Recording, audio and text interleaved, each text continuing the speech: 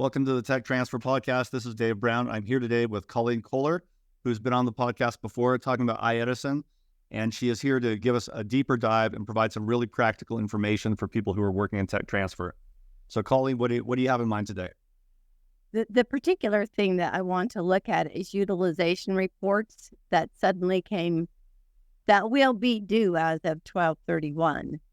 And those of you who've been doing iEdison, you've probably been messing with a few notifications somewhere in the range of 20 or 40 or maybe even 100 or more, depending on how your office is doing, that have been going along and you've been working on them a little at a time. And then suddenly on October 1 of this year, you got 50 or 100 or more added to your list of notifications and wondered what in the world happened. Well, it's because you were notified that a utilization report was coming due. That due date is 12/31, the very end of this year. Is that always an annual report, Colleen? There is always an annual utilization report due, but in the past, it has been mostly things funded by National Institutes of Health. The other items haven't come up. And with this caveat, it has to be inventions to which you have claimed title. So that was the first part.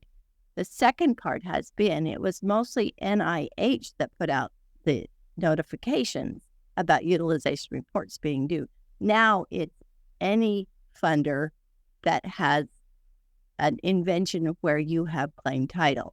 So that's... Yes, go ahead. Let me try to restate for people who might not be familiar with tech transfer.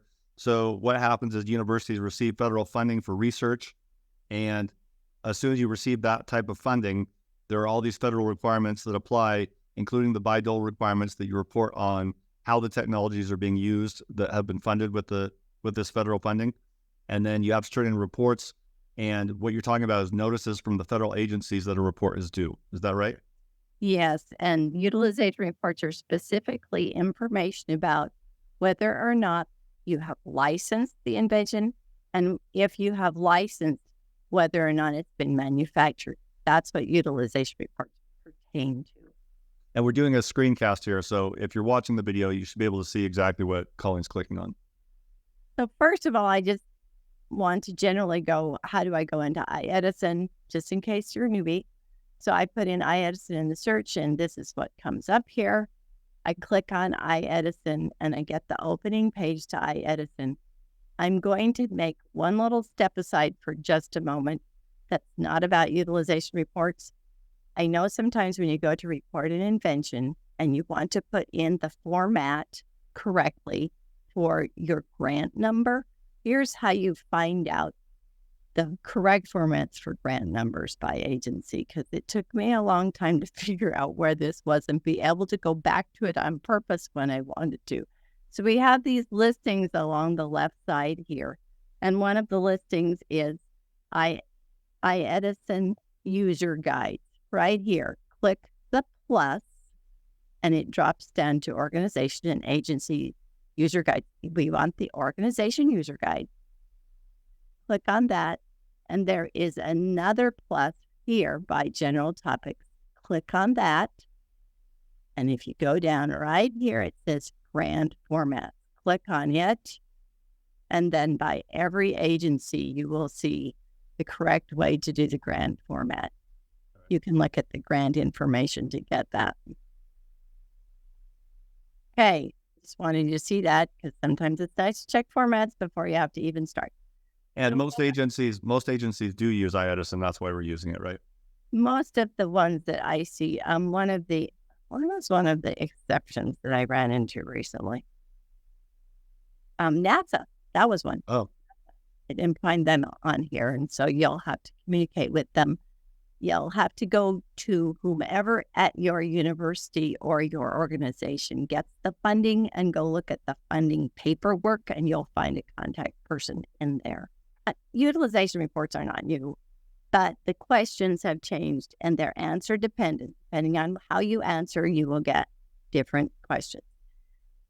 If you would like to look at the guidance on that, the easiest way to prepare for it ahead of time is look at this red paragraph that they've made here, where it says how to respond to the new utilization questions. Additional guidance is available here. If you'll click that link, you get this piece of paperwork, and I'm actually working off that information. Mhm. For those of you who did utilization reports before, they were due after the end of the year, and then they gave you some time. I don't know what the official time was, but it usually took us 1 to 3 months to gather all of the number information. Like if there was a licensed product that we earned money on, it would take a little while to get that gathered up. So you needed time after the close of the year to do it. So why suddenly do we get notified about it on October 1 and the deadline is actually 12/31, not a month after that? Well, I didn't realize the reason at first until I looked at paperwork myself. And it's because they're now working off a federal fiscal year. Regardless of what your fiscal year may be, regardless of what a licensee's fiscal year may be, the reporting is now due by way of federal fiscal year. And a federal fiscal year ends on September 30th. That's why when they say your utilization report suddenly is notified on October 1, it's because their fiscal year ended. And now they see it as giving you October, November, and December to get your figures figured out so that you can turn them in by 12/31. Let's give my little opinion here. Not that this is for opinions, but I'm not particularly fond of it. I thought it was much better to end on 12/31. Let everybody have that as the end of the year, because it usually works better with your own paperwork. But that's what they've decided it is. It's the federal fiscal year. So if you're reporting for 2023, you are reporting from October 1 of 2022 to September 30th of 2023. That's your reporting period. You're going to have to calculate your numbers based on that period of time. Okay, and I should point out a couple of things here, Colleen, which we'll be posting this first week of January. So I imagine some people will be struggling to file their report. And so hopefully this will provide them like a walkthrough and some advice on how to do that. And then if anyone didn't watch our earlier iEdison episode from a couple months ago, I should explain that you used to work here at BYU Tech Transfer. Now you're independent, but you do iEdison filing for at least a couple of major universities and have had a lengthy experience, probably one of the best educated people on iEdison. So hopefully this is a great resource for people.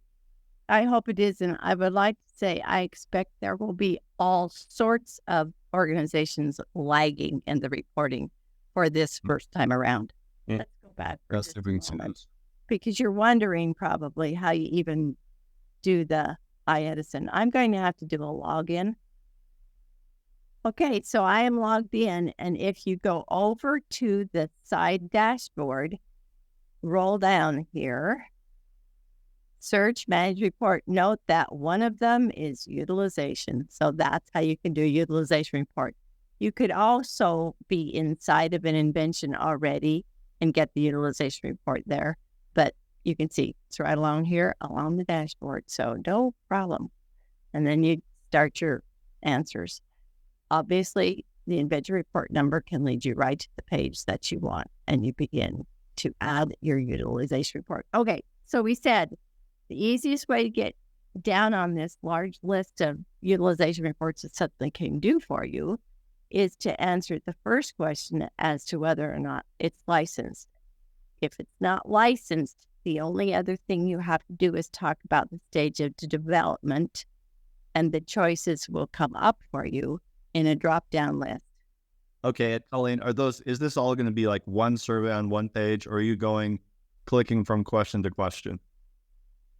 I don't think I'll be able to go in and click question to question because it would show our stuff. They had a dummy page to use when we did it in the class, but I don't have a dummy page to use. Yeah. Okay. So how helpful is that? Enough? Okay. No, it's great to see how to get to it. And yeah, go ahead. I didn't mean to interrupt your flow, but that's all right. It's a reasonable question. If I were actually on a page, let's see, that doesn't show something here. Let's see about this. No, I don't want that. I just want to experiment and see if I could. Oh, over here, action. Is there a way we could go in there if I have this page? Yeah, go ahead and try. And Okay, so if I'm at a dashboard and I'm clicking into one of the inventions that we have. If you go over to your action tab on the left side, you'll see that utilization is also one of your choices. So there you go. That's another way to do it. It's going to start asking questions. What's our reporting year? It's right here. So you can see you can catch up old utilization reports because you have multiple choices of years there. But supposing that we're working on this current year, there's the question about the development stage right there. If it's not licensed or commercialized, then what are your plans for what are your current commercialization plans for this invention? It shows up as a question, and the drop-down list is here. There's our 6 choices. We could talk about that a little bit, but also that information pamphlet that they have that you may either put on your computer or print out is going to explain these also. okay, let's look at those choices for just a second, though. The one that's interesting to me, if you scroll to the bottom of the options menu, the bottom one is no current commercialization plan. If you click that, are you surrendering ownership of the technology to the government? You aren't surrendering anything, but you will need to fill something that for these, there's going to be a notes tab. There's a notes tab for all of them. It's right here. Mm-hmm. You're going to need to put in some sort of an explanation as to why, because that's not the purpose of BYU. You're supposed to explain how no current commercialization plans is supposed to fulfill the BYU requirements regarding achieving practical application. So it seems to me the one answer that could make sense here is you could say, well, in our experiments so far, the technology isn't working. It's not ready for the market. So we're going to do some additional information and try to get this one commercial. And that's probably what you'll be answering on a lot of these, I'm guessing. Okay. Because you're doing more as is normal at university. It's nascent technology, and you're probably still doing more to develop. Also, the second one is going to be common marketing and or furthering development of this invention to attract commercial partners. According to iEdison, marketing can be as simple as you have a website for your university's TTO department and you're listing available technologies. That would be considered marketing for this. Okay. So if you answer that you are, here's one of our, if you're licensed, I'm going to have to say yes to get you to see anything here. Then you're going to have these other utilization questions that you're going to have to fulfill. And I'm just going to give you a general summation of the concept. Concept is you're telling them what is happening here. If it's only licensed, but we don't have a product yet, then the questions will be shorter. All you'll basically be doing is listing the name of the licensee, who it is. If you're going to have commercialization, that means you have an actual product that's been being created or has been created. Then you're going to have more questions that pertain to who's manufacturing it, not just who's licensing it, but also who's manufacturing it and where is it being manufactured. So there's more thorough questions than there have been in utilization reports in the past. There used to be really a lot fewer now. Yeah, and in case anyone doesn't know, the reason they would ask where you're manufacturing is because BYU requires that you in certain licenses or requirement that manufacturing happen in the U.S. We're trying to support U.S. manufacturing, right? That's correct, and that will be one of the questions will pertain to whether or not you're licensing, whether or not you're making that requirement to have that mainly manufactured in the U.S. And it will also ask you if your license agreement has that language in it. I think those two questions are nearly redundant, but they will both be asked. They'll be asked if you're requiring it, they'll be asked if it's in your licensing documents themselves. Okay, interesting. So we expect you to answer probably, it will probably be that your answer is yes, But if you answer no, it doesn't mean you're non-compliant. You might have gotten a waiver from the organization that's funding you. If you have a waiver, then answering no to the manufacturing requirement is still not non-compliant. It's in agreement with what there may be some reason why you could manufacture something in the U.S. or why it's preferable to manufacture outside of. That's between you and the agency who funded you. What do you do if you make a mistake? What if you're going through your iEdison report and you realize that you did not require in your license agreement that manufacturing happened in the U.S. and maybe the licensee doesn't want to do that? Like, how would you address that? You're going to have a discussion with the contact person in your funding agency, and that should be in your funding agreement. Okay. When you say funding agreement, you mean the sponsored research agreement, right? Correct, if that's what it is. By the way, because this sometimes confuses people, a materials transfer agreement is not a license. Right. So it doesn't apply here. And also, let me go back one. So let me explain that while you're looking. So in case anyone doesn't know what a material transfer agreement is, it's common for researchers to transfer material. Maybe you have some biological material you're sending to another university and you want to share it because we like collaborating with other universities, but you need to protect the intellectual property in it. You need to make sure that if it's dangerous, that precautions are being taken and so on. So there will be an agreement governing how the partner university can use your material. And to your point, Colleen, even if you develop the material with federally funded research, the material transfer agreement is not a license. A license would be a commercial agreement that someone can use the material for a product. Correct. And not just the material, the technology, really. Okay. Another point, they're going to want to set in your answers to the utilization questions, you're also going to have to distinguish between exclusive and non-exclusive licenses. It can be that you can have both exclusive and non-exclusive in different agreements, depending on, is it exclusive to a certain area? Is it exclusive to this particular product or the other one isn't? That's just dependent on what you have written up as a licensing agreement. But questions for both of those will be asked as you answer the name of a company that may be a licensee. If you have one licensee who is actually a licensee for more than one of your technologies, you may have a difficulty because the system's made to not take the same licensing name more than once.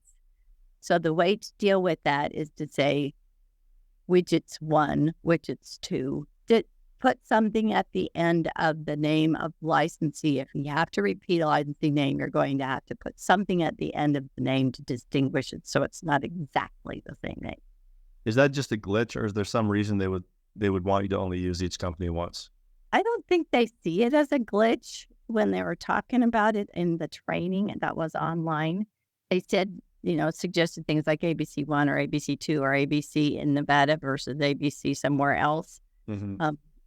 I think that they see the distinction as useful. Okay. So just to make you aware that you can't repeat a name exactly the same way. And what that implies is that the federal agencies are using the names of the licensees somehow. Like maybe they're creating reports of how many licensee companies they have. They're actually doing something with the names. Yeah, at least they see it that way, right? Yeah. Or might do in the future or something like that. Yes. Yeah. And then if you do have a licensee, they're going to want to know how many of the licenses, and options count here as an agreement. A license or an option is a license. They will want to know how many of them are small businesses.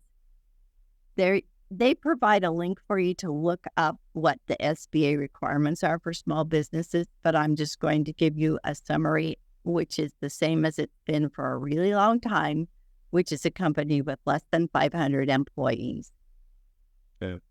That doesn't stop you from going into their link and looking up anything else that the SBA uses as a descriptor for a small business, but less than 500 employees is certainly still applicable. And under BYU, for federally funded research, universities are supposed to favor startup companies, small companies. So presumably what the agencies want to see is that a large percentage of the licensees actually are small businesses. And I expect that will be true in many, many cases. Right. Yep. Right.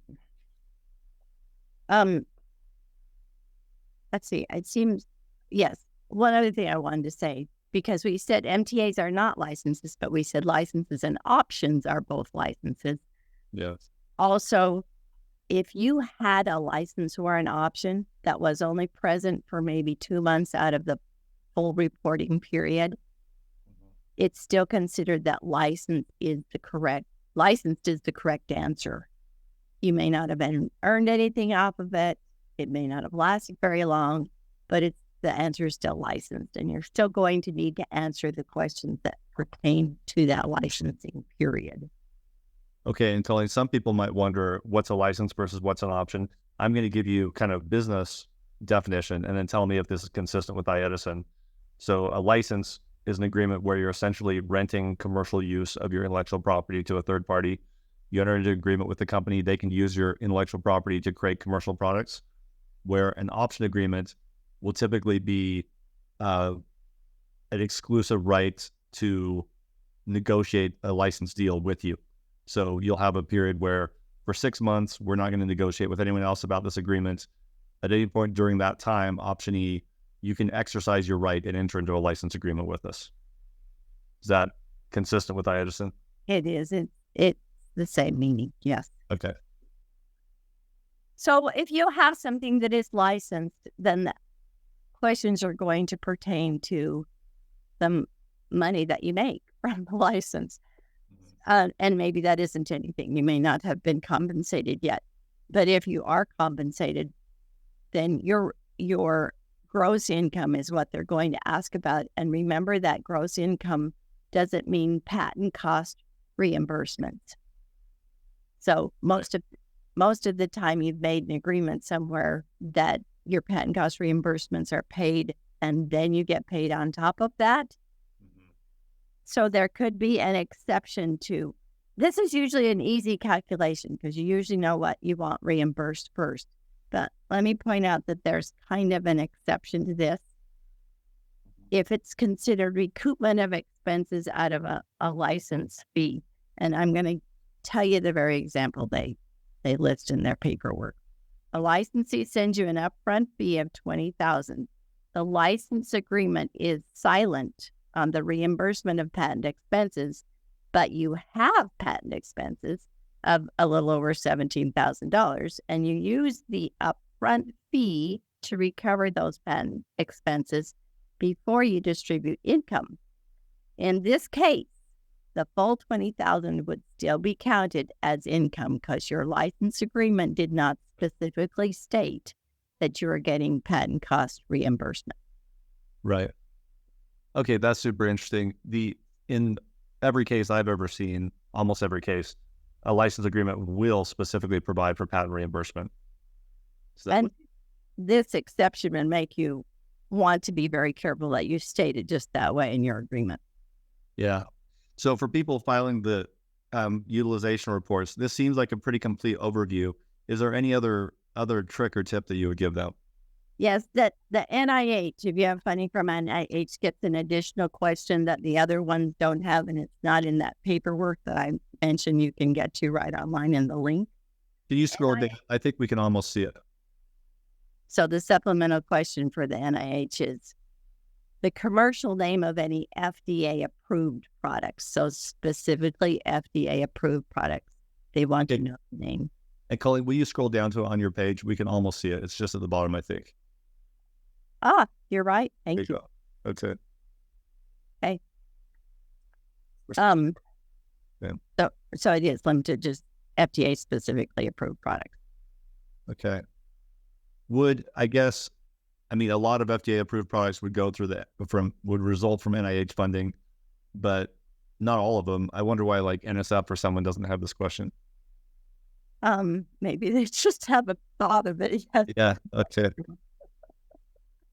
So, if you have a product that is being manufactured, the answer is that it's commercialization. So, what's hard about that is this, as a university, say you have hundreds of licenses, this is a little bit of a regulatory burden in the sense of collecting information from your licensees. Like you might not always know when a product is approved by the FDA or goes on sale. And that's exactly what I think. I think that is the burden that happens now that we have this method, and they're not allowing you to pick your fiscal year. You have to abide by the federal fiscal year. So you may be going to a licensee or manufacturer and asking them to produce information based upon the federal fiscal year. It could be a little bit of a difficulty to gather the information. Yeah. Yep. Yeah, that's what I see as the most difficult part of the new questions for utilization reports. Just step by step, I kind of did a little summary of if you have something that's commercialized, meaning it's being produced, you're going to have to list the product, list the licensee, list each manufacturer that's doing any manufacturing, each country where it's manufactured, and if it's in the U.S. being manufactured, you have to list each state that might be involved in manufacturing. And you've got to have the numbers, right? This is all based on cash accounting, by the way. It's not accrual accounting, it's cash accounting. Okay. Well, there's that too. So the reason that particularly matters is you may have one of your agreements where they're supposed to pay you a certain amount for equity. If you haven't actually received in cash in equity, that's not actually received yet. Okay. And then, all right. Well, thanks for the walkthrough. If somewhere there's someone sitting down, looking at a report and saying, "Oh my goodness, I have 100 of these reports to do, and I got to finish them this week." Do you have any system that you use to batch these reports, or just make it a cleaner process? There is the ability to upload bulk information into the system. I have never attempted to use it because your software at your university is going to make that possible or not possible. Okay. My biggest recommendation is what I said before, because you're sitting there looking at some number that looks ominous. Mm-hmm. Make a listing, probably in an Excel sheet, of everything and pull out first the ones where you don't have any licensing. Those will be really quite simple and quick to clear out. And then you're going to get down to some 30 or less, probably, that you actually have to answer the fuller number of questions on. It won't seem nearly as burdensome if you make it that much smaller. Perfect. Hey, tips from a pro right there. Thanks, Colleen. That's great. All right. And thanks for taking the time to do this walkthrough. I hope that's helpful to a lot of people. Okay, thanks. All right. We'll talk to you later.